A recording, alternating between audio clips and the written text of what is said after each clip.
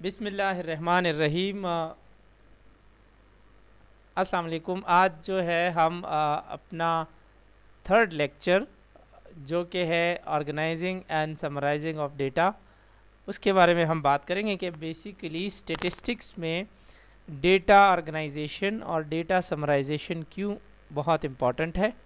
ये यूनिट 2 का पार्ट है जो कि HEC और university of health sciences, Khyber medical university और इस तरह पाकिस्तान के थ्रू आउट जितनी भी मेडिकल यूनिवर्सिटीज़ हैं वहाँ पे जो अप्रूव करिकुलम है for nursing and allied health sciences biostatistic का जो कोर्स है उसके लिए ये सेकेंड यूनिट का पार्ट है। तो चलिए जी लेक्चर स्टार्ट कर लेते हैं।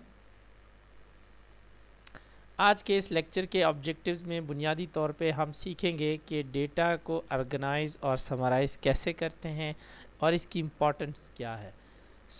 सबसे पहले जब इम्पोर्टेंस की बात आती है तो क्यों करते हैं ऑर्गेनाइज या समराइज़, इसकी मैं आपको मिसाल दे दूं कि फॉर सपोज़ आप नर्सेज हैं और आपके कुलीग्स आपके साथ डॉक्टर्स, पैरामेडिक्स या एलाइड हेल्थ साइंसेस के बहुत सारे जो हेल्थ प्रोफेशनल्स हैं वो हॉस्पिटल्स में काम करते हैं और डिफरेंट तरीके से वो पेशेंट और हॉस्पिटल के डेटा को मैनेज करते हैं। फॉर सपोज़ अगर पेशेंट का फ़ाइल बेड साइड पे जो पेशेंट की फ़ाइल होती है उसकी बात करें तो पेशेंट के उस फाइल में पेशेंट जब बुनियादी तौर पे हॉस्पिटल में एडमिट होता है तो उनके अपने पेपर्स होते हैं, फिर इनिशियल असेसमेंट के अपने पेपर्स होते हैं, डॉक्टर के नोट्स और उनके असेसमेंट और उनके ऑर्डर्स के अपने पेपर्स होते हैं, नर्सिस के लिए जो है उनके नोट्स, वाइटल साइंस, असेसमेंट और फिर उनके अलावा जो NCPs होते हैं उनके अपने पेपर्स होते हैं। और इसी तरीके से बाकी डिपार्टमेंटल पॉइंट ऑफ व्यू से अगर रेडियोलॉजी के कोई पेपर्स हैं, एनेस्थीसिया के हैं, सर्जरी के हैं, तो बहुत सारे पेपर उस एक फ़ाइल में आते हैं। अब ज़्यादातर फॉर्मेट्स जो यूज़ होते हैं उसमें सबसे पहले हॉस्पिटल एडमिशन फॉर्म होता है और उसके बाद जो कंसेंट वगैरह वो होती है, फिर इसके बाद डॉक्टर के असेसमेंट उनके ऑर्डर्स के पेपर होते हैं, उसके बाद नर्सिस के जितने पेपर्स होते हैं वो है। अब सपोज़ कर लें ये सारे जो पेपर्स हैं जिसमें पेशेंट्स का डेटा है, एक पेशेंट का डेटा एक फ़ाइल में होता है, तो ये मैं मिक्सअप कर लूँ, कहीं पे मैं हॉस्पिटल का एडमिशन फॉर्म जो है बीच में रख लूँ, नर्सिस का पेपर पहले रखूँ, डॉक्टर्स का बाद में रखूँ, बीच में पैरामेडिक्स के या एलाइड हेल्थ साइंसेस के पेपर्स और डिपार्टमेंटल पेपर रख दूँ। तो इसमें डेटा को किसी अगर कोई डॉक्टर आए और वो अपने ऑर्डर्स चेक करने के लिए कल के दिन के क्या ऑर्डर्स थे, तो वो जब चेक करेंगे तो उनको कितनी मुश्किल होगी। या सिमिलरली एक नर्स जो है वो अगर 3 दिन पहले के वाइटल्स चेक करेंगी उस फाइल में तो कितने इश्यूज़ होंगे उसमें आइडेंटिफाई करने के लिए।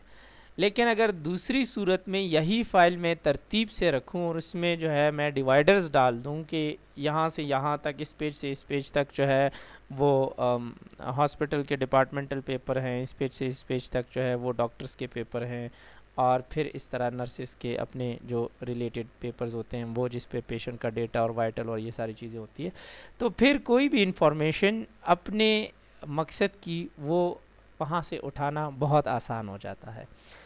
यही वजह है कि जो डेटा को जब हम ऑर्गेनाइज करते हैं, एक तरतीब से रखते हैं, तो वो हमारे लिए कन्वीनियंट हो जाता है कि डेटा को हम आसानी से देख सकें, दिखा सकें और निकाल सकें।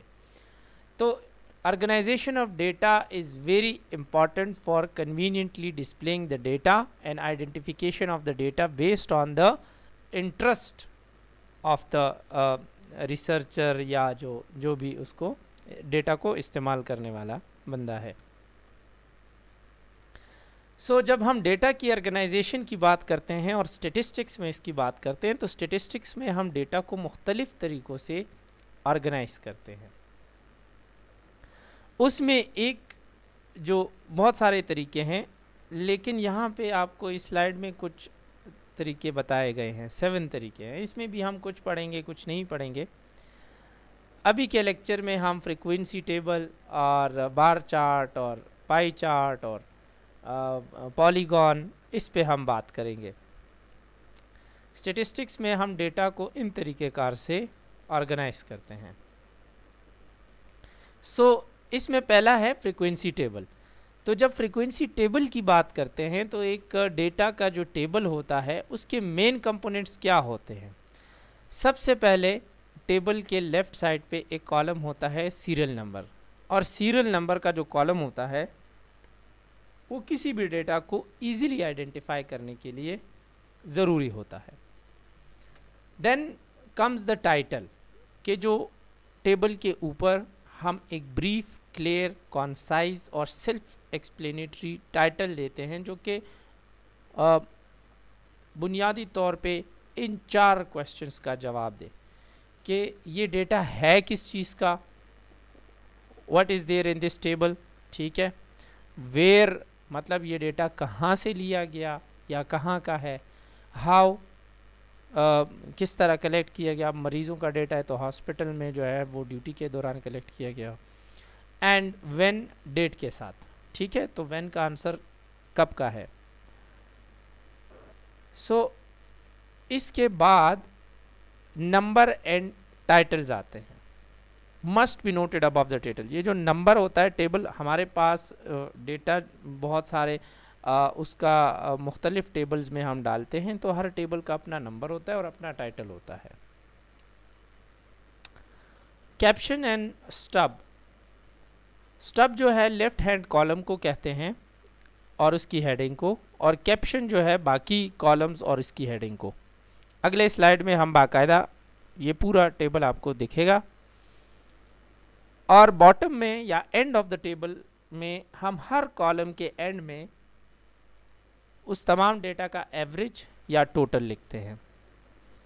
और फिर फुट नोट ऐड होती है कि फुट नोट में अक्सर कोई एक्सप्लेनेशन हो तो वो स्टेरिक का साइन या एक स्टार का साइन लगा के उसको क्लेरिफाई करते हैं। जैसे कि अगर एज है तो टेबल में एज के नंबर्स में दिखाया गया होता है। सो वो नंबर्स किस चीज़ के हैं, मंथ्स के हैं। अब जाहिर सी बात है बच्चों का डेटा हो पीडियाट्रिक्स का तो वो मंथ्स में होगा, अगर एडल्ट का है तो वो फिर ईयर्स में होगा या फिर लास्ट बर्थडे के हिसाब से है। और अगर वो डेटा हमने सेकेंडरी सोर्स से उठाया, मतलब हमने प्राइमरी नहीं लिया, प्राइमरी डेटा का मतलब ये कि हमने वो डेटा खुद कलेक्ट किया होता है, जो हम पेशेंट्स का डेटा खुद लिखते हैं, खुद उनसे पूछते हैं, तो जो डेटा हम फर्स्ट हैंड या खुद कलेक्ट करते हैं उसको प्राइमरी डेटा कहते हैं। और जो डेटा हम बाकी सोर्सेज से उठाते हैं, फॉर एग्जांपल ये कोविड का डेटा जो हमारे पास NCOC दे रहा है, या इकनॉमिक सर्वे ऑफ पाकिस्तान हमें मुख्तलिफ इकनॉमिक डिविजन्स के बारे में बता रहा है, या इस तरीके से कोई और डेटा हो, तो वो हम जब कहीं दूसरे इदारे के डेटा को इस्तेमाल करें तो वो सेकेंडरी डेटा होता है। और ये दोनों कॉन्सेप्ट्स बहुत इंपॉर्टेंट है।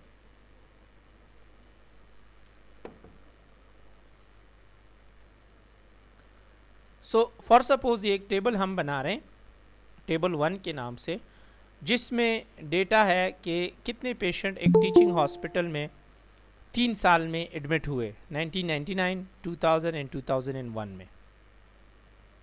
तो ये एक बहुत सिंपल टेबल है, इसमें कुछ चीज़ें नहीं हैं।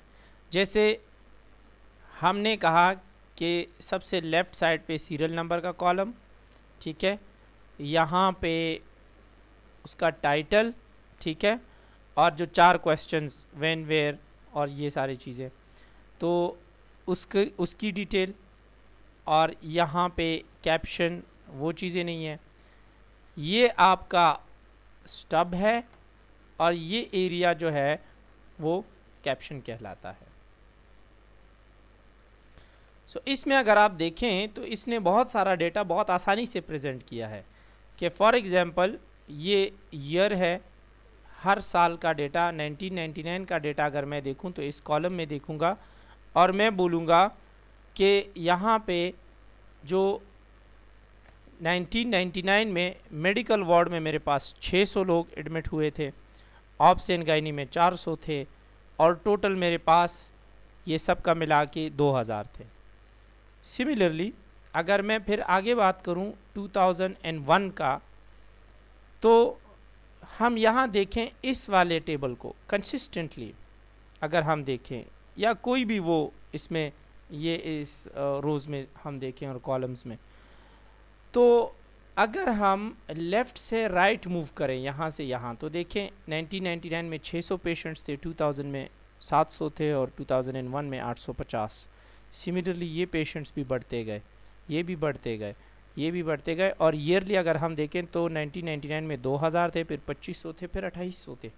सो चलें, ये डेटा तो हमारे पास आ गया। अब ये क्वेश्चन क्या राइज करता है कि इस एक टीचिंग हॉस्पिटल पे हमारे पास 3 साल के अंदर 800 एडमिशन्स का बर्डन बढ़ा है। तो अब इसके लिए फ्यूचर प्लानिंग क्या होगी? नंबर ऑफ़ बेड्स बढ़ाए जाएंगे, नंबर ऑफ़ स्टाफ बढ़ेगा, इक्विपमेंट्स बढ़ेंगी, बजट का हिसाब होगा और ये सारी चीज़ें। अगर तो हम इंडिविजुअली इन चीज़ों को देखें तो वो हमें इतने अच्छे तरीके से एक्सप्लेन नहीं करता, लेकिन अगर हम कलेक्टिवली इस तरह डेटा को एक टेबल में डाल के देखें तो ये जो फ्यूचर प्लानिंग होती है, हमारी पॉलिसी मेकिंग होती है, इन चीज़ों में बहुत हेल्प आउट करता है हमें। सवाल पैदा होता है कि टेबल कैसे बनाया जाता है।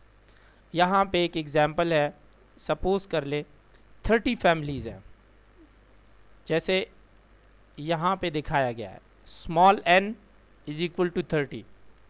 स्मॉल n का मतलब होता है सैंपल। ये चीज़ें मैं आपको बताऊंगा कि सैंपल क्या होता है, पॉपुलेशन क्या होता है। पहले डेटा को समझें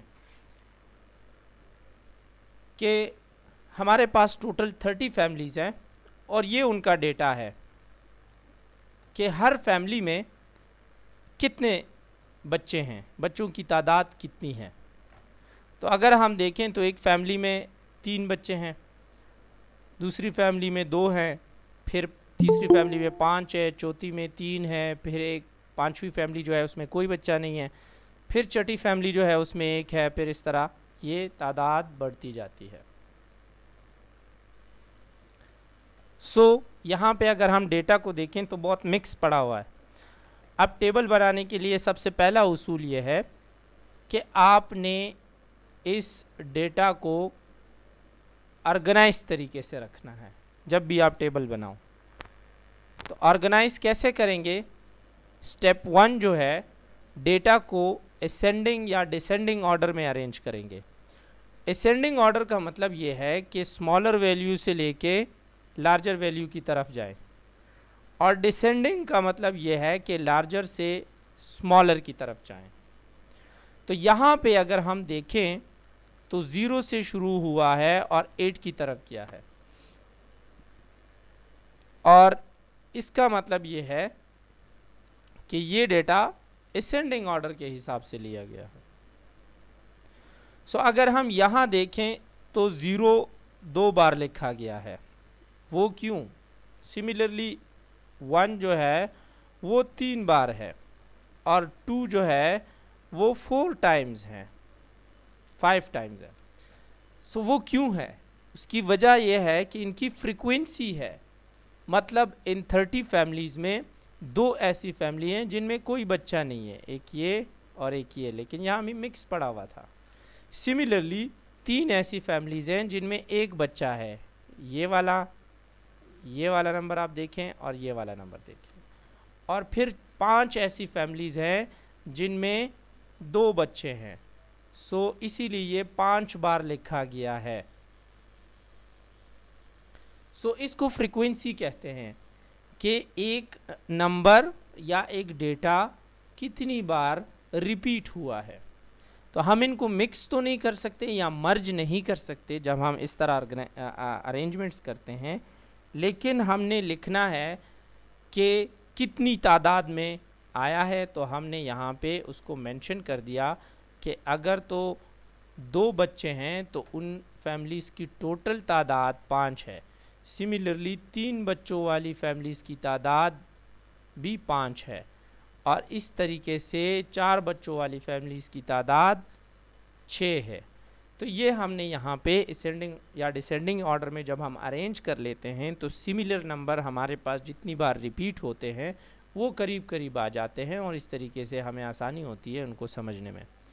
जब हम ये स्टेप कर लें तो इसके बाद हम क्या करेंगे? इसके बाद हम बुनियादी तौर पे फ्रीक्वेंसी टेबल को ड्रॉ करेंगे, और वो कैसे ड्रॉ करेंगे? वो ऐसे ड्रॉ करेंगे। इस टेबल में आप देखें तो पहला कॉलम जो यहाँ से शुरू होता है और यहाँ पे ख़त्म होता है, ये हमें नंबर ऑफ़ चिल्ड्रंस का बताता है कि टोटल मतलब एक फैमिली में कितने बच्चे हैं। फिर ये हमें उन फैमिलीज़ की तादाद बताता है कि कितनी फैमिलीज़ ऐसी हैं। तो चलें इसको देखते हैं कि क्या मतलब है इसका। ऐसी फैमिलीज़ जिसमें कोई बच्चा नहीं है उनकी तादाद 2 है।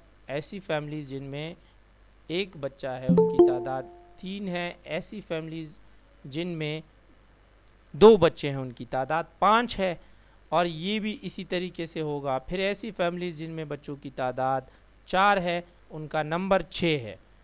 फिर 4 ऐसी फैमिलीज़ हैं जिनमें 5 बच्चे हैं। फिर 2 ऐसी फैमिलीज़ हैं जिनमें 6 बच्चे हैं, और सिमिलरली ये भी।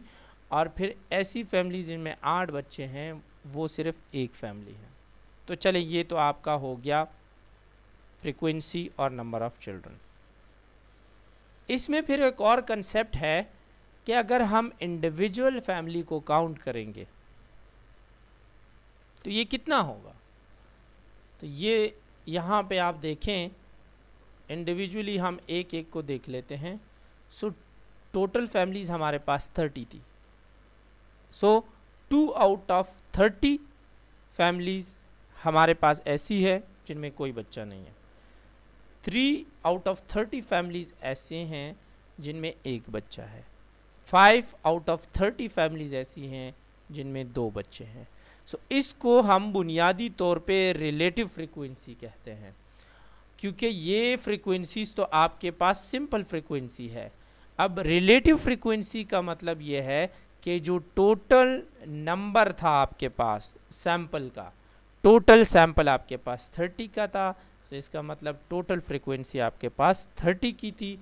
आप इंडिविजुअल एक फ्रीक्वेंसी को 30 के साथ कंपेयर कर रहे हो और वो यहाँ पे लिख रहे हो। इसको रिलेटिव फ्रीक्वेंसी कहते हैं। इसके बाद कॉन्सेप्ट आता है कम्युलेटिव फ्रीक्वेंसी का। ये हम आगे की लेक्चर में भी एक्सप्लेन कर लेते हैं, लेकिन यहाँ पे आपको इसका समझना ज़रूरी है। कम्युलेटिव फ्रीक्वेंसी का मतलब ये है कि अगर आप देखें, ये फिर वही इंडिविजुअल फ्रीक्वेंसी हम यहाँ पे लिखेंगे। पहला वाला जो नंबर है वो तो वही आएगा कम्युलेटिव फ्रीक्वेंसी में, लेकिन यहाँ पे जब 2 कम्युलेटिव फ्रीक्वेंसी का नंबर 2 आ गया तो हम क्या करेंगे, हम ये 2 को इस 3 के साथ प्लस करेंगे तो ये टोटल जो होगा वो 5 होगा। 2 + 3 मीन्स 5। टोटल ऐसी फैमिलीज़ जिनमें ज़्यादा से ज़्यादा एक बच्चा था उनकी तादाद 5 थी। इस तरह कम्युलेटिव फ्रीक्वेंसी हमें ये बताती है। फिर ये 5 के साथ हम नेक्स्ट जो फ्रीक्वेंसी है 5 की, उसको प्लस करेंगे तो यहाँ मिल के 5 + 5 मिल के 10 बनाएगा। तो इसका मतलब ऐसी फैमिलीज़ जिनमें ज़्यादा से ज़्यादा 2 बच्चे थे, जिनमें ज़्यादा से ज़्यादा 2 बच्चे थे, उनकी तादाद जो है वो 10 थी। फिर यही फ्रीक्वेंसी को नेक्स्ट फ्रीक्वेंसी के साथ प्लस करेंगे, ये टोटल हमें मिला के देगा 15। इसका मतलब ये है कि ऐसी फैमिलीज़ जिनमें ज़्यादा से ज़्यादा 3 और या 3 से कम बच्चे थे तो वो 15 फैमिलीज़ थी। ये इस तरह कम्युलेटिव फ्रीक्वेंसी को हम नेक्स्ट फ्रीक्वेंसी, जो फर्स्ट फ्रीक्वेंसी होती है वो तो वही नंबर आएगा, लेकिन जो सेकंड फ्रीक्वेंसी कम्युलेटिव की होगी तो वो फर्स्ट को सेकंड रिलेटिव फ्रीक्वेंसी के साथ प्लस करके जो नंबर आएगा वो कम्युलेटिव फ्रीक्वेंसी आएगी। और इन द लास्ट कॉलम आप देख रहे हैं cumulative relative frequency. Cumulative relative frequency का मतलब ये है कि ये आपके पास जो कम्युलेटिव फ्रीक्वेंसी थी हर एक ये वाली, सही है, तो इसको कम्युलेट करके ये जो बुनियादी तौर पे आपके पास टोटल नंबर था 30, तो इसके साथ कंपेयर कर लें और इस पे जब आप इसको डिवाइड करके 100 के साथ मल्टीप्लाई करेंगे तो आपके पास सिंपल परसेंटेज आ जाएगा। फॉर एग्जांपल यहाँ पे cumulative relative frequency 2 out of 30 families, ठीक है, ये आपके पास इसके फर्स्ट कम्युलेटिव रिलेटिव फ्रीक्वेंसी आ रही। तो इसका मतलब ये है कि प्रोबेबिलिटी का कॉन्सेप्ट जो हम आगे की लेक्चर में पढ़ेंगे उसके हिसाब से 0.067 जो है वो हमारे पास टोटल प्रोबेबिलिटी है किसी फैमिली की कि जिनमें 0 बच्चे हो। ये मैं आपको डिटेल में बाद में एक्सप्लेन करूँगा आगे लेक्चर्स में, क्योंकि प्रोबेबिलिटी जब आप पढ़ेंगे तो आपको समझ आ जाएगा। सो इस तरह एक फ्रीक्वेंसी टेबल हम बनाते हैं। अच्छा जी, यहाँ पे तो फ्रीक्वेंसी टेबल का मसला हो गया हल। अब आते हैं, और जो बाकी तरीके हैं वो ग्राफिकल है, तस्वीरों के ज़रिए से है या मुख्तलिफ ग्राफ्स के ज़रिए से है। सो वो हमें आसान बना देता है हमारे काम को कि हम डेटा को प्रेजेंट करें। उसके फ़ायदे क्या हैं? फ़ायदे आपको अभी बता देते हैं। डायग्राम्स बुनियादी तौर पे कलरफुल होते हैं, शेप होती है उनकी, तो उसकी वजह से वो अट्रैक्टिव होते हैं। डायग्राम्स आर अट्रैक्टिव बेसिकली, ठीक है। देन इफ़ेक्टिव इम्प्रेशन होता है। जब आप डायग्राम्स को प्रेजेंटेशन में डालेंगे, वर्ड्स को कम डालें और डायग्राम्स को ज़्यादा इस्तेमाल करें, तो वो आई कैचिंग होता है और कंसंट्रेशन उससे बढ़ती है। सो इम्प्रेशन उसका अच्छा होता है। अंडरस्टैंडेबल होती है, इंटेंजिबल, आसानी से समझ आ जाती है। और इसके अलावा कंपैरिजन में हम जब मुख्तलिफ ग्राफ और पाई चार्ट्स इनको कंपैरिजन के लिए बहुत आसानी से इस्तेमाल करते हैं और ये आसानी से समझ भी आ जाती है। जबकि इसकी लिमिटेशन में ये है कि हमेशा ये हमें अगर स्केल में कॉम्प्लेक्सिटी हो थोड़ी सी, मतलब डेटा बहुत बड़ा है और आपने बहुत छोटी सी जगह पे उसको दिखाना है, तो ये फिर अप्रॉक्सीमेट रिज़ल्ट देगा। ये बिल्कुल आपको मतलब आप उस पर फिंगर रख के ये नहीं कह सकते कि इस पॉइंट पे एग्जैक्टली यही डेटा आएगा, जब तक वो लिखा नहीं होगा, ठीक है। सो इसीलिए इट गिव्स अप्रॉक्सीमेट रिजल्ट। और इसके साथ साथ इस तरह डेटा प्रेजेंटेशन के लिए एक्सपर्टीज का होना ज़रूरी है, टेक्निकल हैंड्स ऑन होना ज़रूरी है, ताकि हम डेटा को डिस्क्राइब कर सकें। सो डायग्राम्स में हमारे पास पहले वाला जो टाइप आता है उसमें है bar chart. What is bar chart?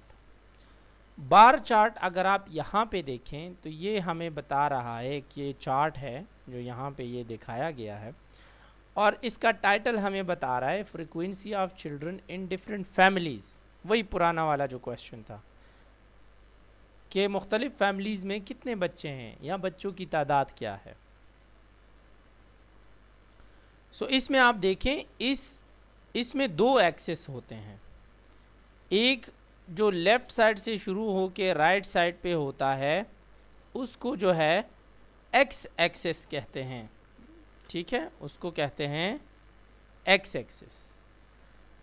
लेकिन जो हमारे पास डाउन से शुरू हो के अपर साइड पे मूव करता है, सो इसको हम फिर कहते हैं वाई एक्सेस, ठीक है। सो 2 एक्सेस होते हैं हमेशा किसी भी चार्ट में, मतलब बार चार्ट हो या हिस्टोग्राम हो या फ्रीक्वेंसी पॉलीगॉन हो।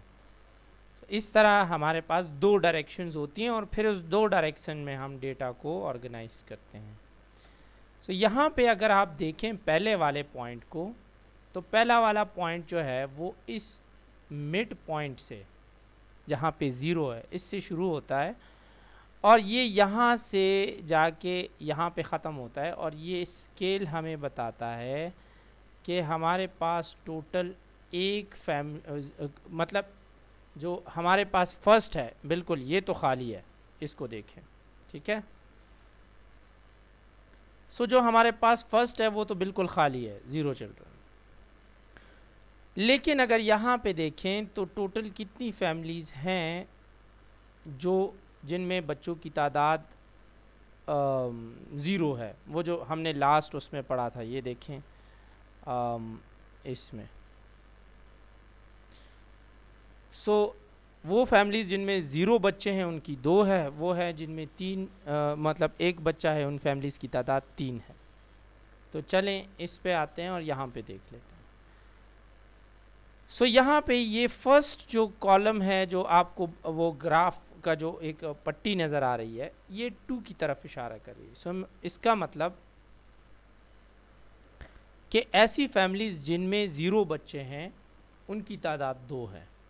यहाँ पे फैमिलीज़ का नंबर और यहाँ पे बच्चों का बताया गया है, ठीक है। फिर ऐसी फैमिलीज़ जिनमें 1 बच्चा है उनकी तादाद हमारे पास कितनी है? 3 है। फिर ऐसी फैमिलीज़ जिनमें हमारे पास ज़्यादा से ज़्यादा 2 बच्चे हैं तो उनकी तादाद 5 हैं। देखें ये इसके साथ कोऑर्डिनेट कर रहा है। और सिमिलरली अगर इसको देखें तो 3 बच्चों वाली फैमिलीज़ भी 5 है, फिर 4 बच्चों वाली फैमिलीज़ 6 हैं, फिर इस तरह 5 बच्चों वाली फैमिलीज़ फिर से 4 हैं। यहाँ पे देखें ये इसके साथ कोऑर्डिनेट कर रहा है। फिर जो है 6 बच्चों वाली फैमिलीज़ भी 2 है, और फिर जो है वो 7 बच्चों वाली फैमिलीज़ भी 2 हैं, और इस तरह 8 बच्चों वाली जो फैमिली है वो हमारे पास सिर्फ 1 फैमिली है। तो ये देखें इस चार्ट में कोऑर्डिनेशन चलती है इन स्केल्स के बुनियाद पे।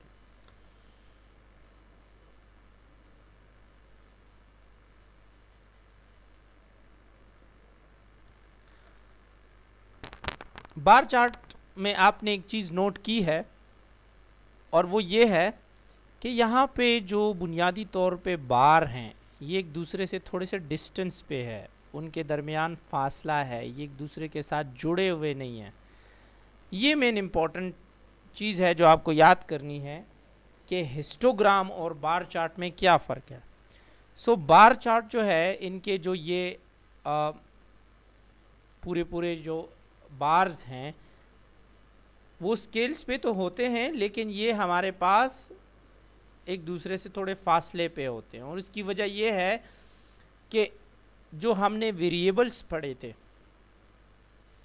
कि कंटिन्यूस वेरिएबल क्या होता है और डिस्क्रीट वेरिएबल क्या होता है, तो जो बार ग्राफ है वो हमारे पास डिस्क्रीट वेरिएबल या डिस्क्रीट डेटा के लिए इस्तेमाल होता है, इसमें ये होल नंबर हो और ये कंटिन्यूटी इनमें नहीं हो। लेकिन जो डेटा ऐसा हो कि जुड़ा हुआ हो एक दूसरे से, कंटिन्यूटी हो इसमें, तो फिर उसमें ये जो बार्स होते हैं ये बुनियादी तौर पे एक दूसरे के साथ उनकी बाउंड्री बिल्कुल लगी होती है। उस तरह के फिर चार्ट को हम हिस्टोग्राम कहते हैं और उसमें कंटिन्यूटी होती है, आगे की स्लाइड में आएगा। सो ये वाला अगर आप देखें तो ये है बुनियादी तौर पे हिस्टोग्राम। देखें ये एक बार है और ये यहाँ से यहाँ तक है, दूसरा यहाँ से शुरू होकर यहाँ तक है, लेकिन इनमें कंटिन्यूटी है तो ये एक दूसरे के साथ टच हैं। So that is why we call it histogram, क्योंकि ये कंटिन्यूटी ऑफ डेटा को दिखा रहा होता है। अब सिमिलरली हिस्टोग्राम में एक और इम्पॉर्टेंट बात याद रखें कि जो हिस्टोग्राम का मिड पॉइंट है ये वाला, जैसे इस बार का ये मिड पॉइंट है, इस बार का ये है, इस बार का ये है, इसका ये मैं आपको ड्रॉ करके दिखा देता हूँ, ठीक है।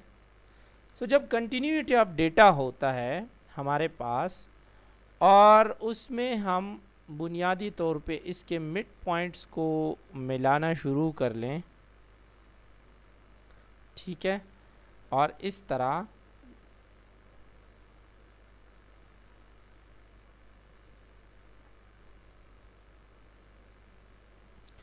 तो जब ये देखें ये रेड लाइन आपको नज़र आ रही है, इसने हर बार के मिड पॉइंट को टच किया। आप ये अब बार्स हटा दें, सिर्फ ये जो लाइन है वो छोड़ दें और यहाँ पे एक डॉट लगा लें, यहाँ पे जैसे डॉट लगा लिया, यहाँ पे डॉट लगा लिया, यहाँ पे। सो इस तरह जब एक शेप हमारे पास बनती है उसको हम कहते हैं फ्रीक्वेंसी पॉलीगॉन, ठीक है। और ये कॉम्प्लेक्स डेटा के लिए इस्तेमाल होता है जिसमें हमारे पास बहुत ज़्यादा डेटा हो और वो हमने बहुत शार्ट तरीके से दिखाना हो। सो जनाब फ्रीक्वेंसी टेबल की जो हमने बात की उसको चलें थोड़ा सा एक और बार जो है वो रिपीट करते हैं, क्योंकि टेबल को सही तरीके से मेरे ख्याल में उस एग्जाम्पल में एक्सप्लेन नहीं किया गया था। अब ये एक ऐसा डेटा है जिससे हम मल्टीपल टाइप के डेटा रिप्रेजेंटेशन करेंगे। यहाँ इस डेटा में आपको कंटिन्यूस डेटा दिखाया गया है, जैसे यहाँ पे भी है, ठीक है। और कंटिन्यूस क्यों है? क्योंकि अगर आप इस फिगर को देखें, ठीक है, या इस फिगर को देखें, तो इसमें आपके पास डेसिमल पॉइंट इस्तेमाल हुआ है, विच मीन्स कि ये डेटा कंटिन्यूड है। और ये डेटा हमें टोटल 30 लोगों का हाल बता रहे हैं। 30 मरीज़ हैं जो कि हार्ट डिजीज़ के साथ एडमिट हैं एक हॉस्पिटल में, और उनकी है भी उनकी एज। सो अगर 48.3 है तो मतलब 48 ईयर्स एंड 3 मंथ्स। अगर 53.5 है तो it means 53 years and 5 months. तो ये आप पूरा एक मिक्स डेटा पड़ा हुआ है। So as a first step of the frequency table हम क्या करेंगे कि डेटा को ऑर्गेनाइज करेंगे इधर इन असेंडिंग और डिसेंडिंग ऑर्डर। सो जब असेंडिंग ऑर्डर में ऑर्गेनाइज किया तो हमारे पास ये डेटा इस तरीके से आ गया। सो टोटल जो नंबर है हमारे पास, बुनियादी तौर पे 2 ऐसे मरीज़ थे जो 32 इयर्स के थे, फिर एक मरीज़ 36 का था, फिर एक मरीज़ 40 का था, और फिर इस तरीके से काउंट करते करते 2 मरीज़ फिर 51 इयर्स के थे, ठीक है। सो इस तरीके से जब ऑर्गेनाइज किया तो हमारे पास डेटा आसानी से समझ आने लगा। अब जी आते हैं ये कॉम्प्लेक्स टेबल बनाने की तरफ।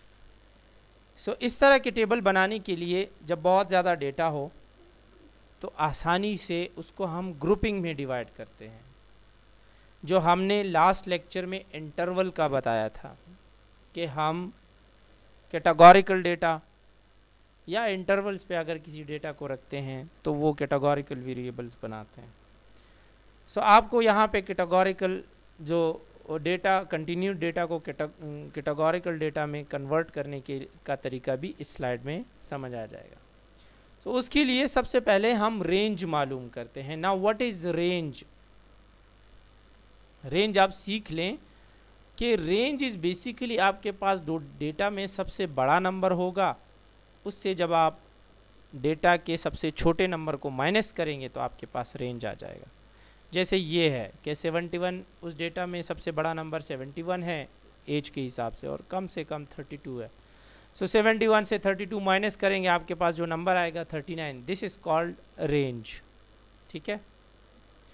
अब हम क्या करेंगे कि हमने, चूंकि हमारे पास एज का डेटा आ गया, फॉर सपोज आपने उनको CCU वार्ड में, कार्डियक केयर यूनिट में, आपने उनको ब्लॉक्स में रखना है एज के हिसाब से। तो आप क्या करोगे कि उनको एज के हिसाब से आप एक सेट बनाएंगे ना, कि कम से कम अगर एज 32 साल है इस मरीज़ की, तो 30 से 35 साल वाले पेशेंट कौन से ब्लॉक में होंगे, फिर 36 से 40 साल वाले कौन से में होंगे, इस तरह। सो फिर ये नॉन ओवरलैपिंग, मतलब ये ऐसा कि एक बंदा 2 ग्रुप्स में ना आ सके, नॉन ओवरलैपिंग इसको कहते हैं।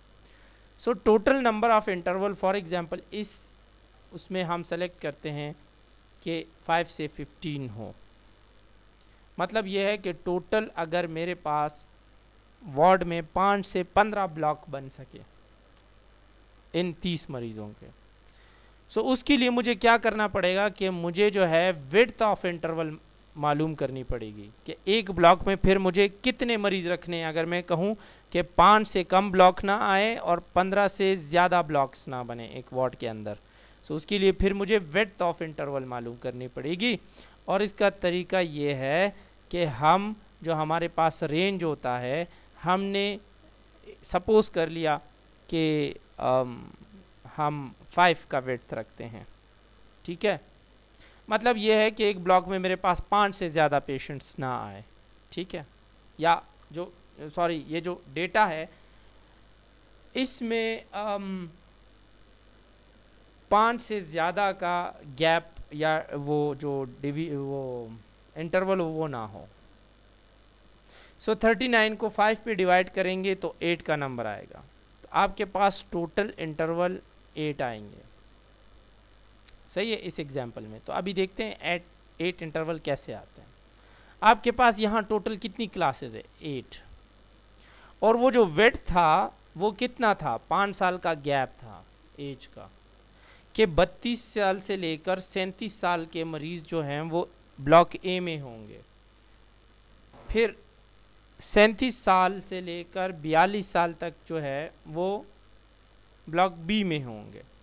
अच्छा, इसका मतलब क्या है कि नॉन ओवरलैपिंग। सो यहाँ पे ये 37 साल वाला इस ब्लॉक में नहीं आएगा, क्योंकि 36 या 37 ईयर्स 37 साल वाला दूसरी जगह पे भी रिपीट हुआ है, ठीक है।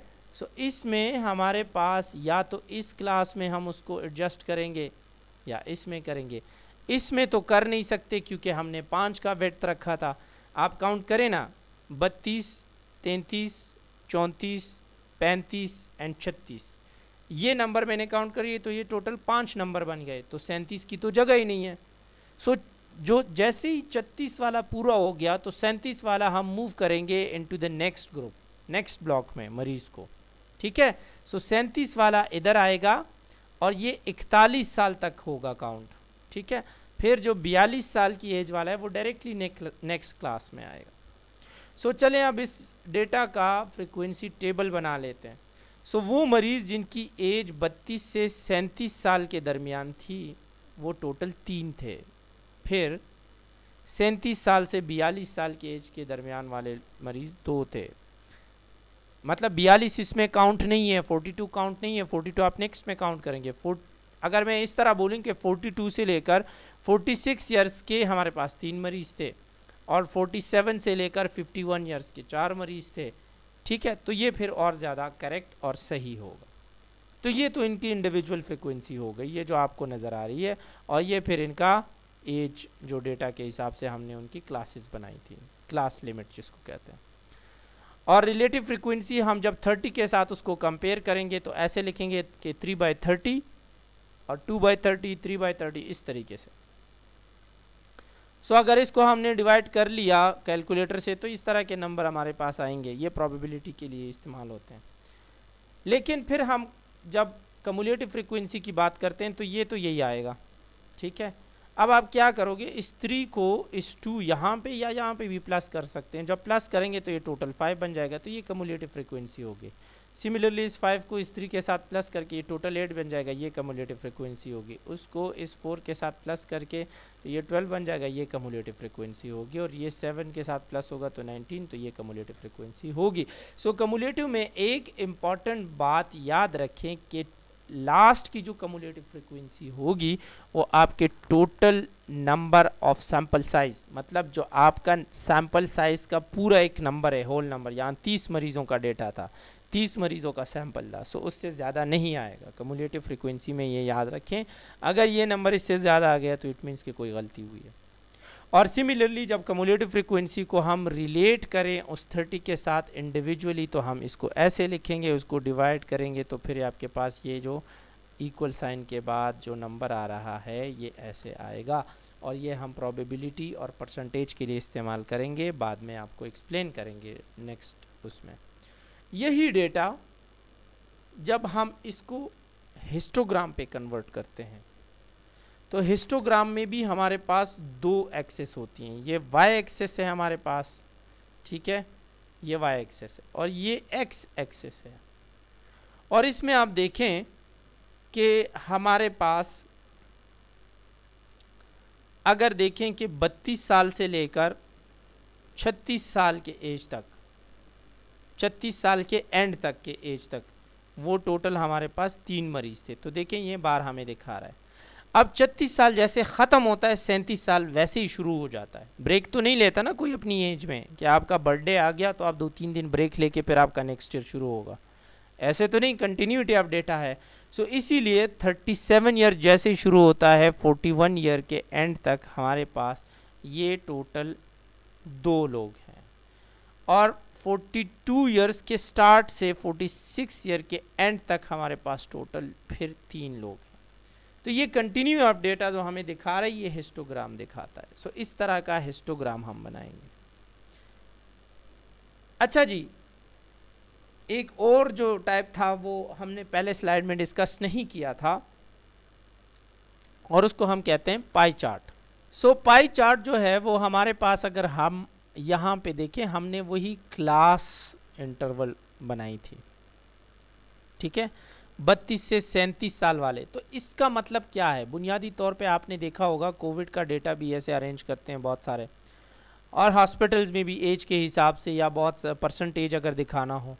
सो ये जो होल, ये पूरा, ये जो बॉल टाइप है या एक दायरा है, ये हमें 100% का वो एक नंबर देता है कि आउट ऑफ 100% कितने परसेंट ये है। सो अगर हम यहाँ पे देखें, सो यहाँ पे हमारे पास ये जो ब्लू एरिया है, ये 32 से 36 साल के एंड तक वाले लोगों का परसेंटेज बता रहा है। और वो परसेंटेज हम अगर वो लास्ट स्लाइड पे जाके देखें तो इसका परसेंटेज कैसे आएगा 32 से 37? तो ये आप 0.1 है, इसको मल्टीप्लाई बाय 100 करें तो आपके पास आ जाएगा 10। सो इट मीन्स 10% लोग। सिमिलरली ये 0.167, ठीक है। सो इसके साथ अगर हम 100 मल्टीप्लाई करें तो ये परसेंटेज आ जाएगा, तो इसका मतलब 16.7, ठीक है। सो ये 16.7 और ये फिर इस तरह 10% थे, फिर इनकी अपनी परसेंटेज। तो ये आउट ऑफ 100%, ये जो इस तरह हमें डेटा बताता है इन अ राउंडेड शेप सर्कल, इसको कहते हैं पाई चार्ट, ठीक है। और जनाब फिर आते हैं अपने आपके असाइनमेंट की तरफ, एंड दैट इज़ कि आपने इसको बनाना है और मुझे आपने पिक्चर सेंड करनी है। कॉपी पेस्टिंग नहीं होगी, एक दूसरे से वो नहीं होगी, ख़ुद से कोशिश करें और इसको सीखें।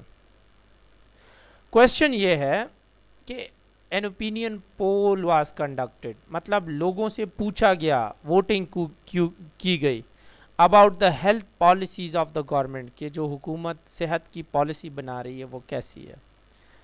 सो डेटा इसमें फिर दिया गया है आपको, ठीक है, ये वाला डेटा है। इसमें देखिए सीरियल नंबर है, एज है, सेक्स है, सोशियो इकोनॉमिक स्टेटस है, एजुकेशन है, ये हर तरह का डेटा दिया है।